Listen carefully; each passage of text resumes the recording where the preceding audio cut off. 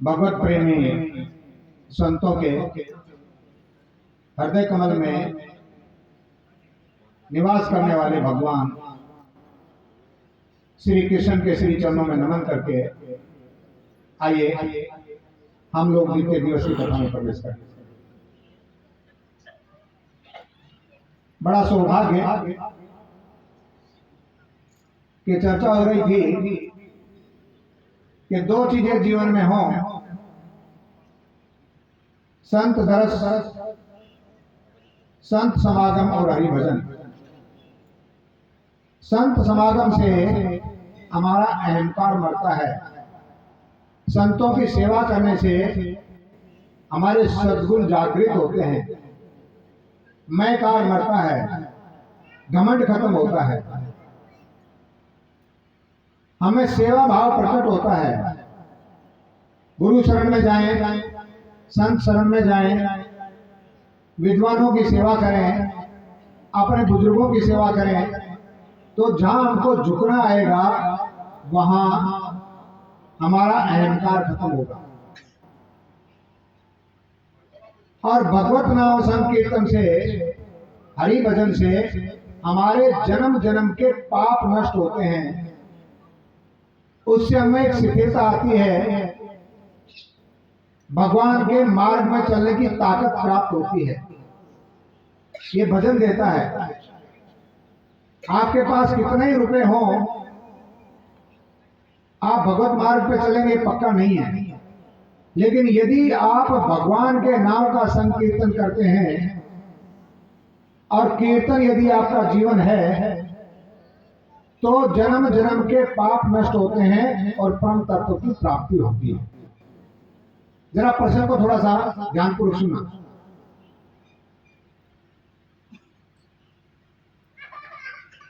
एक प्रसंग है, ध्यान से सुनना। एक परिवार की चर्चा है जिसमें परिवार में है मैना। ध्यान से सुनो। परिवार में एक पात्र है जिसका नाम है मैना। मैना का अर्थ होता है मैं खत्म हो गया था, मैं नहीं रहा, मैं मर गया, मैं ना। हम बार बार में मैंने ये किया, मैंने ये किया, मैंने ये किया, मैंने ये किया, कितने ही कामों में हम मैना मैना लगाते, मैंने ये किया, मैंने ये किया, मैंने ये किया, और यही हमारे दुखों का कारण है। यही भगवत मार्ग में सबसे बड़ा रोड़ा है।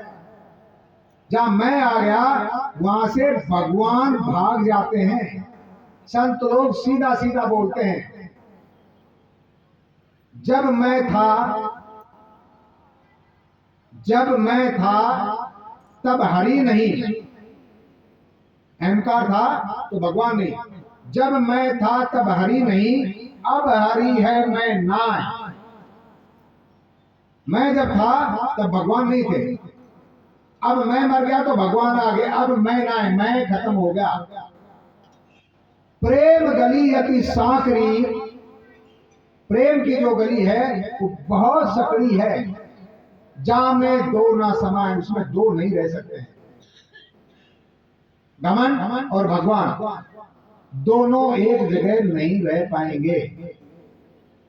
यदि घमंड जीवन में आया तो भगवान को भूल जाओ और विनम्र बने तो परमात्मा सदैव आपकी रक्षा करेंगे। तो जिस परिवार की चर्चा कर रहे हैं उसको ध्यानपूर्वक सुने। एक पात्र है जिसका नाम है मैना, और मैना के पति का नाम है हिमालय, मानी स्थिरता, दृढ़ता। अब ध्यान से सुनना। जहां मैं खत्म हो जाए और परमात्मा के भाव में दृढ़ता आ जाए, झूठ से अलग हो गए, सत्य में दृढ़ हो गए कि सब कुछ है वो परमात्मा है, मानी स्थिरता आ गई। अब मन चलायमान नहीं होता है, मन विचलित नहीं होता है। तो दो पात्र इसमें आए परिवार में, मैना और दृढ़ता, मानी विश्वास, मानी स्थिरता। जब जीवन में मैना और स्थिरता आएगी तब आपके यहाँ जो पैदा होगा मैना और स्थिरता के मिलने पे, मैना और हिमाचल के मिलने पे जो प्रकट होगा, जो पैदा होगा, उसका नाम है श्रद्धा। प्रश्न को जरा ध्यानपूर्वक सुनना। तब आपके जीवन में श्रद्धा आएगी। जहां मैना और हिमाचल मिलेंगे, शिथिलता और मैना मिलेगी, मैं मर जाए और शिथिल हो जाओ, तब आपके जीवन में श्रद्धा प्रकट होगी। श्रद्धा मानी पार्वती। और जब श्रद्धा पैदा होगी, जैसे ही श्रद्धा पैदा होगी, तब आपके जीवन में संत आएंगे, मानी नारद जी का प्रवेश होगा। और नारद जी उस श्रद्धा की शादी विश्वास से करवाएंगे। मैं मरा, मैना हो गए, शिथिलता आ गई, श्रद्धा पैदा हुई, फिर गुरु का आगमन। जैसे गुरु का आगमन हुआ, गुरु ने उस श्रद्धा की शादी विश्वास से करवाई, मानी पार्वती की शादी शिव से करवाई। उस श्रद्धा को तपस्या में लगाया। श्रद्धा बिटिया तपस्या में लगो, यही एक मार्ग है, दूसरा मार्ग नहीं। तो श्रद्धा को कहां लगाना है? श्रद्धा को लगाना है विश्वास पाने के लिए, मानी शिव की प्राप्ति। और जैसे ही श्रद्धा का विवाह विश्वास से हुआ, श्रद्धा विश्वास रूपिनो भवानी शंकरो, हमारे शास्त्रों में बोला है भवानी शंकरो श्रद्धा विश्वास रूपिनो। तो श्रद्धा की शादी विश्वास से हुई। और जब श्रद्धा की शादी विश्वास से हुई, तब प्रकट होगा शतानन। तब शतानन पैदा होगा। और वो शतानन उस तारक असुर को मारेगा, जिसको कोई भी देवता, भगवान शिव तक नहीं मार पाए। उस तारक असुर को वो शतानन मारेगा। शतानन मानी जिसके 6 मुख हैं, जो 6 विकारों का सत्यानाश कर देता है, 6 विकारों को जो हटा देता है, काम, क्रोध, मद, लोभ, मोह, अहंकार, मत्सर, जो हमारे 6 विकारों को हटा देता है, वो शतानंद पैदा होता है। और तब शतानंद का आगमन, वो 6 मुख वाला आपके 6 विकारों को मार देगा। और जैसे 6 विकार मरे, मन निर्मल हुआ। कबीरा मन निर्मल भयो, जो गंगा को नीर। कबीरा मन निर्मल भयो, जो गंगा को नीर। अरे पाछे पाछे हरि फिरे, तो कहत कबीर।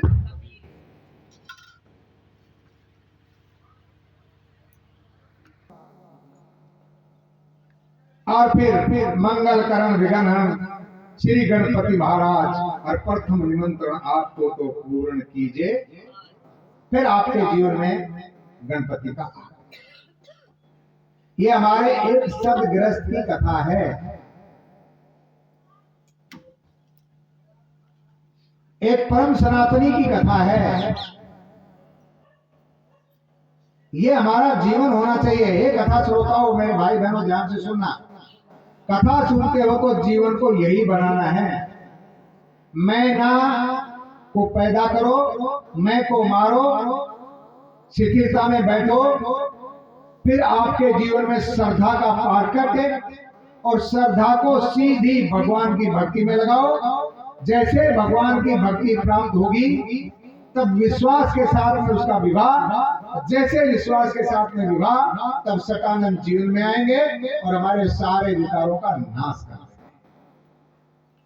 फिर भगवान गणपति का आगमन और जीवन सुंदर आनंदमय। फिर स्थिति ये हो जाएगी कि हमको कुछ नहीं करना पड़ेगा। और फिर सब लोग कहते हैं मेरा साईं भजन करे और मैं करूं विश्राम। फिर जीवन में विश्राम। विष भी यदि जीवन में आ जाए, जहर भी यदि जीवन में आ जाए, पाप भी यदि जीवन में आ जाए, तो उसको जगह नहीं मिलेगी। विष हमारे जीवन में भरा पड़ा हुआ है, और यदि हम राम को जीवन में डाल दें, हमारे जीवन में विष भरा पड़ा हुआ है, लेकिन यदि हम राम को जीवन में ले आए तो दोनों की संधि यदि आप करोगे तो विष पहले से मौजूद है और राम आ गए तो राम के साथ में मिलने पे क्या हो जाएगा, विष गमा में राम क्या बन जाएगा, विश्राम, वो विष भी अमृत बन जाएगा। इसलिए मेरा राम का आगमन बहुत जरूरी है। चाहे 5000 वर्ष बाद नहीं आया, मेरा राम आ गया। एक बार मेरे राम के स्वागत के लिए जोरदार, चाहे कितना ही समय लगा। पिताजी ने तो राम को बिना कहे, पिताजी ने कहा भी नहीं, माँ ने मांगा 14 वर्ष का वनवास। अरे हम लोग कितने कायर हैं, हमने तो 5000 वर्ष का वनवास दे दिया मेरे राम को। लेकिन अब भगवान की कृपा, एक महात्मा देश की गद्दी पे बैठा और उस संत ने वो काम कर दिया जो 5000 वर्ष में नहीं हुआ। साधुवाद है उसको, धन्यवाद है उसको, बारंबार कोटि कोटि प्रणाम है उस साधु को। 5000 के वनवास को भगवान राम को स्थान दिया है। घर घर में दिवाली मनाई, बिना दिवाली के 22 जनवरी पूरे देश में नहीं पूरी दुनिया में दिवाली मनी है। ये साधुवाद है, साधुवाद। तो राम जीवन में आए, कैसे भी आए मेरे भाई बहन, राम जीवन में होना चाहिए। भगवान की शरणागति ले लो, राम जी बेड़ा पार करते हैं। अरे भगवान शिव को देखो, शिव भगवान समाधि में बैठे हैं, अखंड समाधि लगी हुई है। आज शिव ने समाधि तोड़ दी, समाधि से बाहर आए शिव जी। जैसे समाधि से बाहर आए तब मैया पार्वती दौड़ के भगवान शिव के पास गई, नमन किया और समाधि टूटने का कारण पूछा। प्रभु आपकी समाधि क्यों टूट गई? आपकी समाधि तो अखंड होती है, आपकी समाधि तो इतनी आसानी से नहीं छूटती है। भगवान क्या कारण है समाधि छूटने का? तब भगवान शिव ने कारण बताया। देवी मेरी समाधि इसलिए छूटी है क्योंकि आज सारी दुनिया ही नहीं पूरा ब्रह्मांड भारत भूमि के कुरुक्षेत्र की तरफ दौड़े चले जा रहे हैं। ब्रह्मा, इंद्र, देवी, देवता, यक्ष, नाग, किन्नर जितने भी हैं सब कुरुक्षेत्र की तरफ में दौड़ के जा रहे हैं, मुझे भी जाना है। तब मैया पार्वती ने पूछा, प्रभु कुरुक्षेत्र में ऐसा क्या होने जा रहा है? ऐसी कौन सी बात है जो सब लोग कुरुक्षेत्र जाकर के बैठे हैं या कुरुक्षेत्र जाना चाहते हैं, कुरुक्षेत्र का दर्शन करना चाहते हैं? तब भगवान शिव कहते हैं, हे देवी, वो लीलाधारी आज एक और लीला करने जा रहा है। आज उसका एक और प्रकट हो रहा है, भगवान प्रकट हो रहे हैं। हाँ, पार्वती ने पूछा, भगवान प्रकट हो रहे हैं? हाँ, कैसे? भगवान के मुख से भगवान प्रकट हो रहे हैं। कहाँ प्रभु? कुरुक्षेत्र के मैदान में। महाराज वहां तो युद्ध ठना हुआ है। हाँ, युद्ध के ठीक बीचों बीच आज भगवान से भगवान प्रकट हो रहे हैं। तब माँ पार्वती समझ नहीं पाई, भगवान शिव को नमन करके कहती है, प्रभु आप मुझे ठीक से बताइए। तब भगवान शिव कहते हैं, देवी, आज भगवान न जाने कितने युगों के बाद में, कितने युगों के बाद में आज भगवान वो बोलेंगे जो ना पहले बोले हैं ना आगे कभी बोलेंगे। आज वो बोलेंगे, आज भगवान एक गीत गाएंगे। कुरुक्षेत्र के मैदान में एक गीत गाया जाएगा। उस गीत को सुनने के लिए, उस गीत को सुनने के लिए ब्रह्मा के कान तरस रहे हैं। हजारों कान लेने वाला वो पृथु, करोड़ों आंखें लेने वाला वो इंद्र उन आंखों से उसका दर्शन करना चाहता है, उन कानों से उसको सुनना चाहता है। जिनके स्वर्ण समुद्र समाना, ध्यान से सुनना, जिनके स्वर्ण समुद्र समाना, कथा तुम्हार सुभग सरिनाना, भरई निरंतर हो न पूरे, राम करो उनके गृह। ध्यान से सुना, राम किसके घर में आते हैं? यदि राम को बुलाना है तो क्या करना पड़ेगा? अपने कानों को समुद्र बनाओ।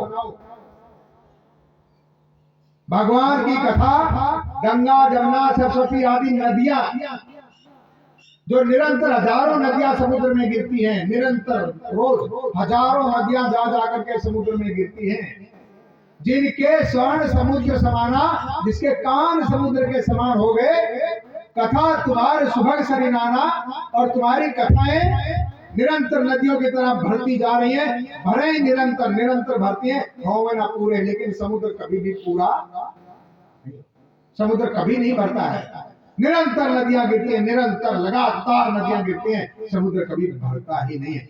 ऐसे ही हमारे कान हो जाए, निरंतर भगवान की कथाएं सुने, लगातार भगवान की कथाएं सुनते जाएं, फिर भी हमारे कान तरसते रह जाएं, जिनके स्वर्ण समुद्र समाना, कथा तुम्हार सुभग सरिनाना, भरई निरंतर होवे ना पूरे, राम करो।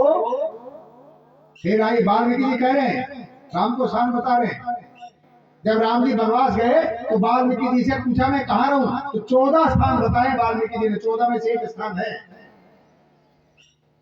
राम करो उनके गृह रूढ़े, राम तुम उनके घर में जाकर के वास कर जाओ, उनके हृदय में वास कर जाओ। यदि राम को बुलाना है तो कानों को समुद्र बना दो। जे हरि कथा सुनाई नहीं काना, जिन्होंने कानों से भगवान की कथा नहीं सुनी, जे हरि कथा सुने नहीं काना, स्वर्ण रंग राही भवन समाना, उसके कान नहीं सांप के बिल हैं, ये कान नहीं। स्वर्ण ये श्रुति नहीं, श्रुति वेद को कहते हैं और श्रुति कान को भी कहते हैं, हमारे कान वेद हैं। यदि भगवान की कथा नहीं सुनी तो सांप के बिल में या पानी में और इन कानों में कोई भेद नहीं है। इसलिए मेरे भाई बहन कथा सुनना, शिव उस कथा को सुनने के लिए जा रहे हैं, शिव उस गीत को सुनने के लिए जा रहे हैं।